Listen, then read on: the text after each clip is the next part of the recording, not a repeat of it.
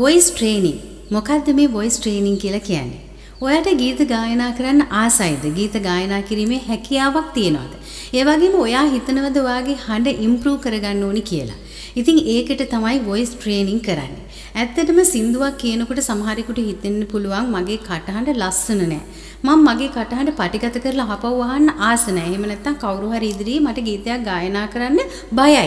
මේ වගේ අඩුපාඩු තියෙන්න පුළුවන් ඔබට. ඒ වගේම තමයි ගීතයක් ගායනා කරද්දී තමන්ගේ කටහඬ සෙලවෙනවා. වෙවුලන හඬක් තමයි මට තියෙන්නේ. ඒ වගේම මගේ කටහඬ හරි හිස් වගේ. උච්ච ස්වරයට යන්න බෑ. ඒ කියන්නේ higher notes මට reach කරන්න බෑ. මට පුළුවන් මේ lower notes වල ගීතයක් ගායනා කරන්න විතරයි. එහෙම හිතෙන්න පුළුවන්. මේ හැම දෙයකම ඔයා voice training කරගන්න ඕනේ.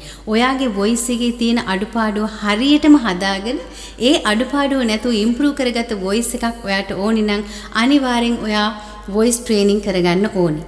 ඔයා කැමති නම් ඔයාගේ හඬ ඉම්ප්‍රූව් කරගන්න මගේ voice training class එකට ඇතුළත් වෙන්න මේ පහත සඳහන් වෙන WhatsApp අංකයට message එකක් දාන්න. එතකොට මම ඔයාලට link එකක් එවනවා.